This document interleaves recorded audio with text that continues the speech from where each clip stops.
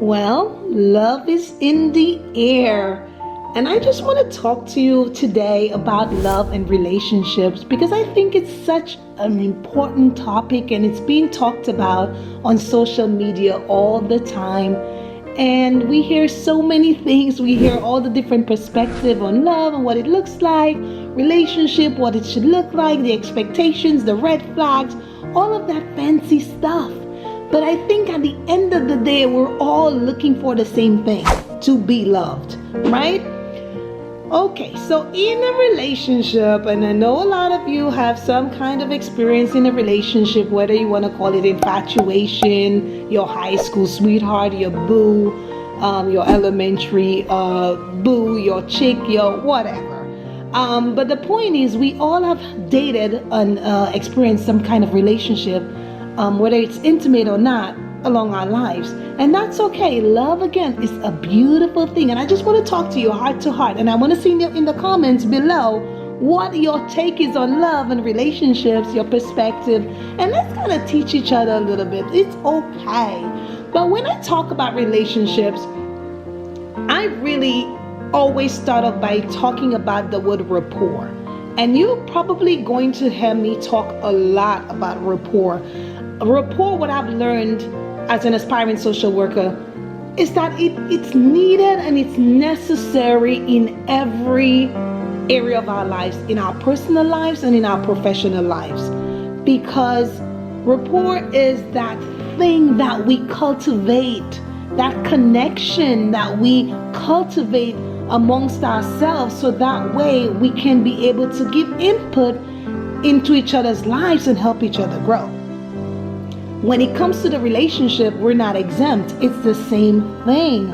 So in order for us to have healthy relationships, we've got to have rapport with each other, right? Your partner may be someone who's just completely open, or quite the opposite, someone who's just sensitive.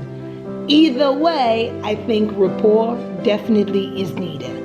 Again, that connection with each other, where you take time to know each other, to know what irks each other, what matters to each other, what each other values. I think that's important, and that takes time. So when we get into relationships, we want to remember to not rush things, but to really take time to get to know each other. Now, getting to know each other, here's one that I think is going to really excite you, right? But I want to hear your take on that one. Getting to know each other, even if I say take time, getting to know each other doesn't always mean that it has to be lengthy. It doesn't. I always say quality is better than quantity, right?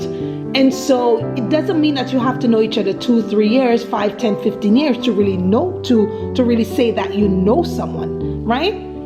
It's that quality time that you spend with each other, whether it's through a lot of phone conversations, a lot of video chats, a lot of intimate conversations, just being open, being real, being honest.